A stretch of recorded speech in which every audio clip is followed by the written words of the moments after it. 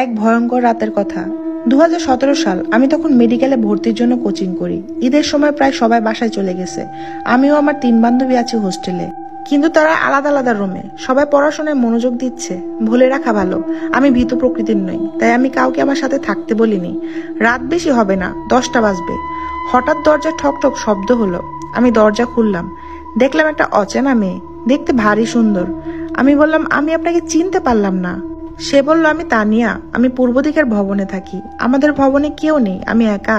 তাই আমি ভাবলাম এই ভবনে আসি, কারোর সাথে যদি থাকা যায়। দেখলাম তোমার রুমে শুধু আলো জ্বালানো, তাই এলাম।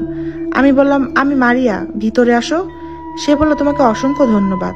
তারপর আমরা 11টা পর্যন্ত গল্প করলাম, এরপর ঘুমিয়ে গেলাম। এই টাইপের গল্প শুনতে চাইলে আমার ফেসবুক পেজ মাইশাস টাইনি ওয়ার্ল্ডে ফলো দিয়ে রাখতে পারেন। হঠাৎ আমার ঘুম ভাঙলো। দেখলাম ঘড়ির কাঁটায় ঠিক 3টা বাজে, কিন্তু আমার পাশে তানিয়া নেই, দরজাটাও খোলা। আমি একটু ভয় পেলাম, কিন্তু তাও বিছানা থেকে নেমে বের হলাম। পুরো তালা খুঁজলাম, কিন্তু কোথাও খুঁজে পেলাম না। হঠাৎ নিচতলা থেকে শব্দ পেলাম। আমি নিচে গেলাম। নিচে গিয়ে যা দেখলাম সেটা কোনো সাধারণ মানুষ ঠিক থাকতে পারবে না। আমি দেখলাম তানিয়া নিচের দিকে লাফ দেওয়ার চেষ্টা করছে। আমি ওকে ডাক দিলাম, ও আমার দিকে এক ভয়ঙ্কর হাসি দিল। আমি দেখলাম ওর চোখ থেকে রক্ত বেরোচ্ছে। ও আমার দিকে ধীরে ধীরে এগিয়ে আসছে। আমার যত শক্তি ছিল তা দিয়ে আমি দৌড়ানোর চেষ্টা করছি, কিন্তু পারছি না। পা দুটো যেন অবশ হয়ে আছে। সুরা পড়ছে, কিন্তু সবকিছু এলোমেলো হয়ে যাচ্ছে। তানিয়া আমার খুব কাছে চলে এলো। আমি আর পারলাম না, এক চিৎকার দিয়ে অজ্ঞান হয়ে গেলাম।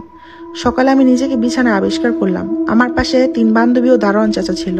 সে নাকি আমাকে নিচে অজ্ঞান অবস্থায় পেয়েছে। আমার সাথে যা হয়েছে আমি সব খুলে বললাম। তখন দারোয়ান চাচা বললেন, ওই পূর্ব দিকের ভবনটা তো পরিত্যক্ত।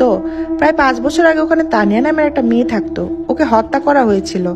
তারপর থেকে ওকে মাঝে মাঝে দেখা যায়। তারপর আমার কিছুদিন জ্বর ছিল। সুস্থ হয়ে আমি হোস্টেল ছেড়ে দিই। আমি সেই ভয়ঙ্কর রাতের কথা সারা জীবন মনে রাখবো। এরকম হোস্টেলের ভয়ঙ্কর অভিজ্ঞতা কার কার আছে আমাকে কমেন্ট বক্সে অবশ্যই জানাবা।